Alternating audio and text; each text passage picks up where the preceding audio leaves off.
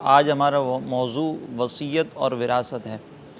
وصیت جب کوئی شخص اس دنیا سے مطلب اپنے متعلقین کو یہ نصیحتیں کچھ کرتا ہے اور اپنے جو مال پیچھے چھوڑے جا رہا ہے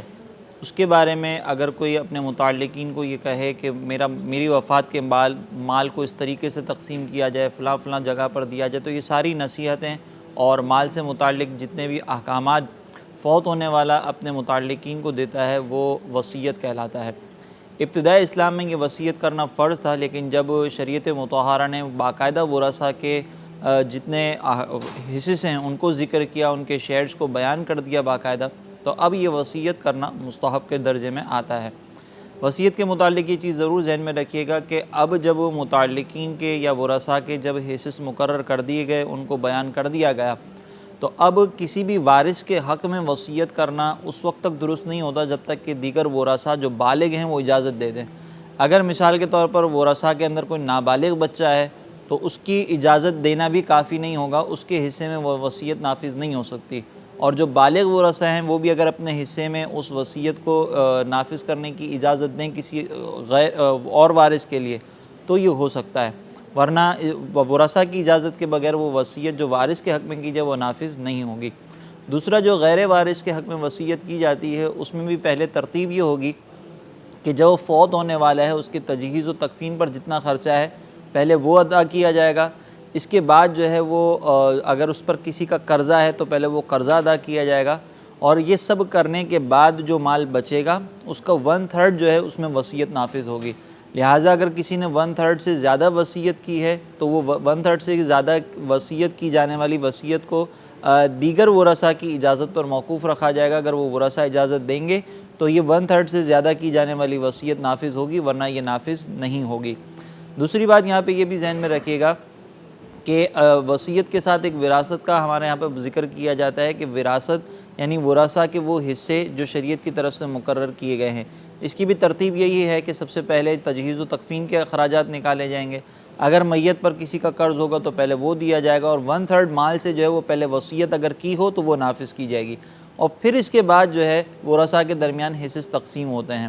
یہاں پہ حصص تقسیم کرتے ہوئے یہ ضرور ذہن میں رکھیے گا کہ ہمارے یہاں پہ بعض اوقات یہ سمجھا جاتا ہے کہ فوت ہونے والے کے جو اولادیں ہیں صرف انہی کے درمیان حصہ تقسیم کیا جائے گا، جبکہ شریعت مطہرہ کی طرف سے حکم کے مطابق فوت ہونے والے کے بھائی بہن بھی حصے دار ہو سکتے ہیں اگر اولاد نہ ہو تو۔ اسی طریقے سے والدین کو بھی حصہ دیا جاتا ہے، میاں بیوی بھی ایک دوسرے کے مال میں حصے دار بن سکتے ہیں جب وہ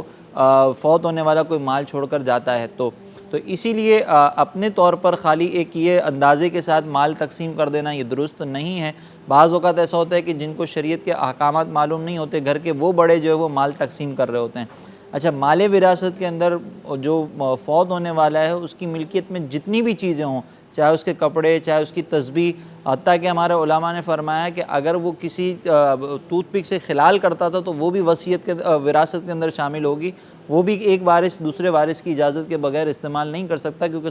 سب کا اس میں حق شامل ہے۔ پھر اس کے بعد یہ بھی ذہن میں رکھیے گا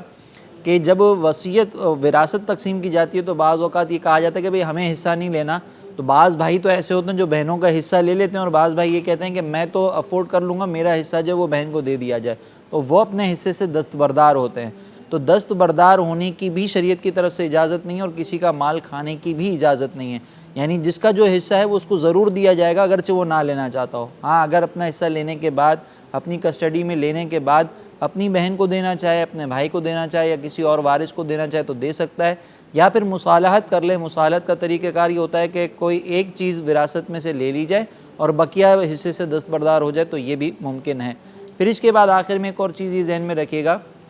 کہ وراثت اس وقت تقسیم ہوتی ہے کہ جب جس کا مال ہے وہ فوت ہو جائے۔ ہمارے یہاں پر بعض اوقات جو ہے وہ زندگی میں وراثت کی تقسیم کے بارے میں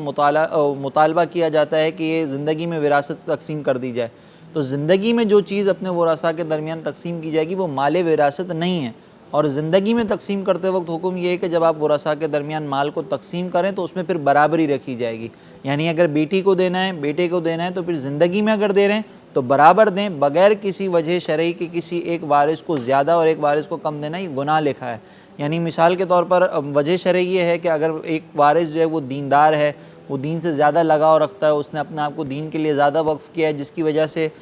وہ مال حاصل نہیں کر سکتا، تو اس کی دینداری، اس کے تقوی کی وجہ سے اس کو ترجیح دینا، یا ایک وارث ہے وہ بیچارہ محتاج ہے تو اس کو ترجیح دینا، یہ ہو سکتا ہے۔ تو اب یہ جو وراثت کے احکامات جو نافذ کیے جاتے ہیں کہ بیٹی کو نصف دیا جائے گا، بیٹے کو ڈبل، تو یہ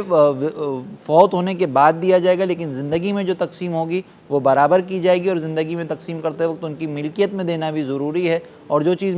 زندگی میں تقسیم کر دی گئی اس میں پھر مال وراثت یعنی وراثت کے احکامات اس میں جاری نہیں ہوتے۔ تو یہ چند بنیادی باتیں ہیں جسے ذہن میں رکھا جائے، اور جب بھی اس طرح کا موقع ہے تو ضرور علماء سے رجوع کیا جائے۔